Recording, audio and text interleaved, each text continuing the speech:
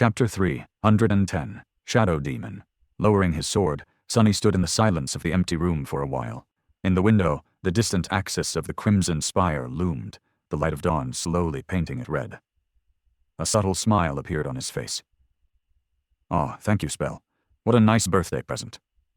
Summoning the endless spring, he greedily drank delicious cold water and then sat on the floor, crossing his legs and drawing a few deep breaths. Let's take a look.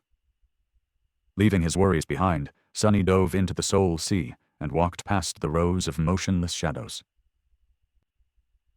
A long time ago there had been just a handful of them. Now, hundreds of dark silhouettes watched silently as he approached the tenebrous sun of the Shadow Core. Among them were all kinds of horrors, creatures whose appearance alone would drive weaker men insane. The Mountain King was there. The Black Knight was there too. The terrifying Spire Messenger stood lifelessly on the tranquil surface of the water. And there were humans too. Horus was among them, and so was Harper. Sonny didn't pay them any attention. Standing beneath the Shadow Core, he sighed and summoned the runes. Name, Sunless.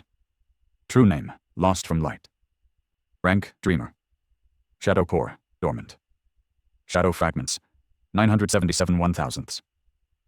He was so close to accumulating the whole 1,000. If Sonny really wanted to, he could have abandoned caution and pushed to reach it before the inevitable journey to the Crimson Spire. However, he was wary of delving into anything unknown right before the fateful confrontation.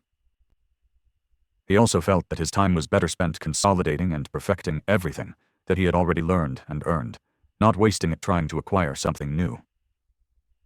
Still, it was not an easy decision. With a sigh, he continued reading. Memories. Silverbell. Puppeteer's Shroud. Midnight Shard. Ordinary Rock.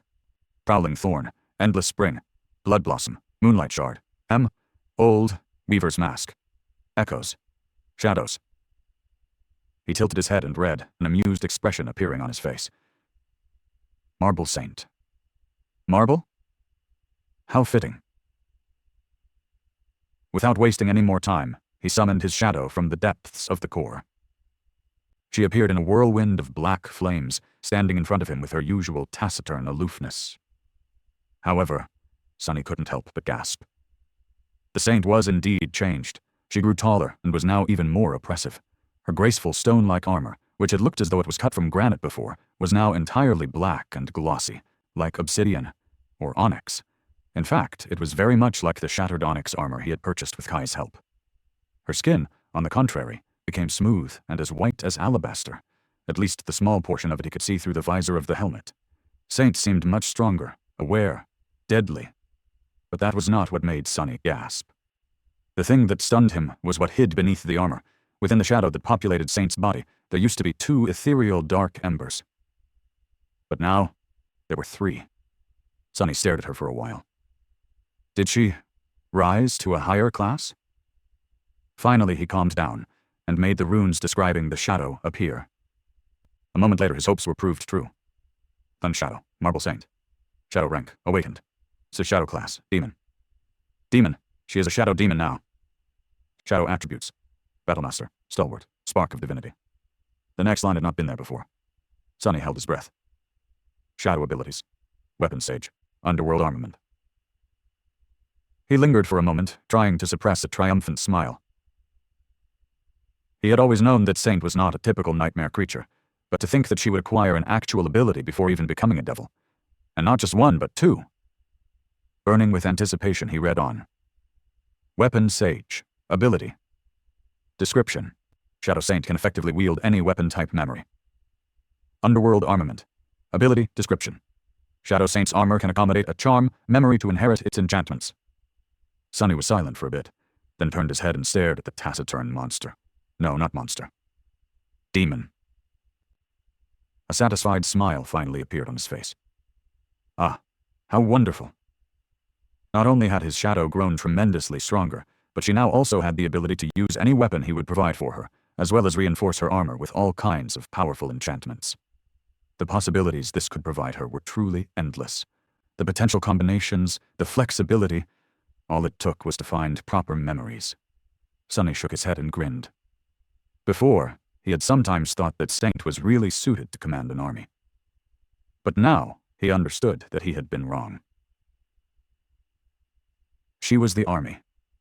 A few hours later, the members of Neff's cohort gathered on the roof of the old hunting lodge, which still stood at the edge of the slum. Seishan was also there, which made Sunny slightly uncomfortable. He didn't let it show on his face, however. The outer settlement was desolate and empty. There were no desperate, hungry youths around anymore. All of them were now either safely hidden behind the castle walls, or dead. It was just the 7 of them. They came to see Kai off. The charming archer was standing near the edge of the roof, checking his equipment for the last time. He was wearing a new stylish armor and a leather jacket with fur on its collar. On his back, there was a quiver full of arrows and a backpack with water, food, and other supplies necessary for a long journey. Sunny didn't know about the rest, but his heart was heavy. As though reading his thoughts, Kai turned around and smiled. "Really, guys, don't worry, I'll be fine. This is not my first time spending some quality time in the labyrinth." No one answered, knowing that the mission entrusted to Nightingale this time was especially dangerous, but also important. He had to leave the Dark City and explore the vastness of the Forgotten Shore in search of new humans sent here by the spell. Today was the day of the winter solstice, and that meant that out there in the real world, thousands upon thousands of sleepers were currently preparing to enter the pods and arrive in the dream realm. Sunny sighed. "Just don't bring back anyone as irritating as you, all right?" Kai chuckled. "No promises." With that, he waved them goodbye. "Well, wish me luck." A few moments later, he was gone, turning into a small dot in the sky. The remaining 6 people stared at it for a long time, their faces somber. Their future depended on what Kai would discover. Their and that of everyone else still clinging to life on the Forgotten Shore.